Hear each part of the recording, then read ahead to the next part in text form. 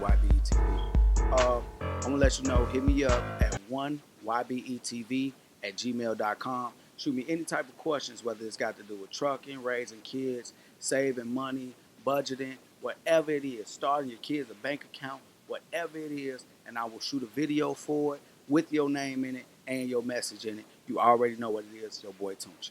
All right, today I want to teach you guys how to make sure your children survive or increase the chances of survival when you stand in the hood. That means the hoods of St. Louis or Chicago, Chiraq, or New Orleans or wherever. What they call Florida, the Glock. If you stay in the Glock, like it don't matter. Wherever you from, you can increase your child's chances of survival if you follow these steps. First and foremost, you're going to have to get your ass off that couch and start participating in different activities for your kids, which means that y'all need to start going out to shit that's culturally different.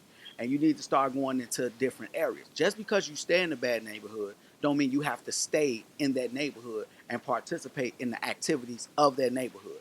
So let's just say, for instance, if I stayed in Inglewood still and had to move my family back into the middle of the ghetto, what I would first and foremost, what I would do is, especially having little children, is we would hit like museums, we would hit different aquariums, museums, educational things that we would hit while they're young, a lot of the time. Second thing we would do is I would start to actually act as if I stayed in places like Hyde Park. I'm from Chicago. If you're not familiar with the Hyde Park area, that's the area that Barack Obama stays in, his family stays in.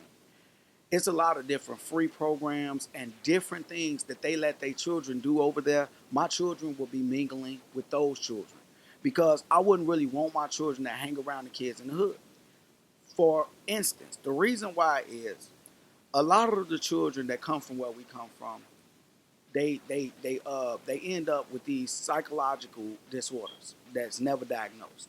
Like, for instance, it's more common for a child that's 12, 13 years old to see a friend, relative, or somebody close to the family get killed from gun violence. Like like I done walked up on dead people before that's laid in the middle of the street, brain hanging out right there, and they just laid out. And I've looked over and I've seen 11, 12, 13-year-old kids looking at the body without flinching. They just looking. Like, man, it shouldn't have been Wolfie. Man, he got his head shot off because that child right there has deep psychological issues. And I wouldn't want my child around it. It's sad to say, and there's no diss to these kids because they just dealing with these situations the best way that they can. I actually feel bad for them. But that don't mean that I would want my children around it because look at it this way. What's going to end up happening is your child is going to end up that same type of child who's going to end up cold. And they're not going to respect life as much when you're seeing death so much. When a soldier goes off to war, they can get diagnosed with PTSD, which is post-traumatic stress disorder, which basically saying they seen so much gun violence that when they come back, they need a therapist, a psychiatrist, so they could come back and adapt to the common days or just to get back into society and be productive. So they need to actually see a psychiatrist to do that. Now, you take another child that's seeing the same amount of violence and they not going to see a therapist. And they on top of that, they coming in the house and they have issues there because their parents have seen these types of things and they acting out. So that's the child you're going to have your kid around? No. So you need to start having your kids to hang around different children that didn't experience things like that.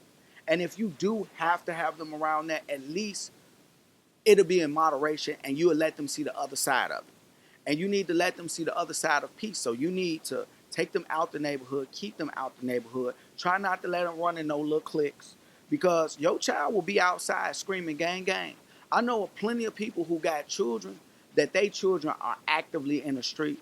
They are little hood dudes. Like they really participate in wars. They will shoot your head off.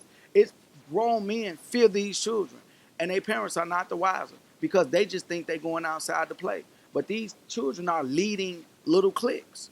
So you got to be real careful with that. So if you want your children to survive, the first thing you got to do is You have to decrease the chances of them joining gangs, and the only way you're gonna be able to do that is if they don't end up playing in the neighborhood too tough, and then they end up adapting to that neighborhood. And if they adapt to that neighborhood and get close to the people within it, they are more likely to join the gang or whatever affiliations that neighborhood may bring on.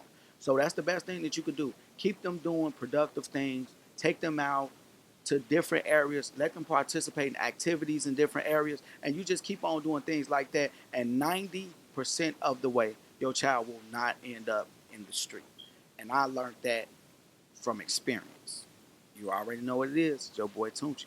If you don't want to end up in a box, think outside of it. Drug dealing and killing is going on in my town. It don't take a killer to kill or a driller to drill. See, just being yourself is the definition of real.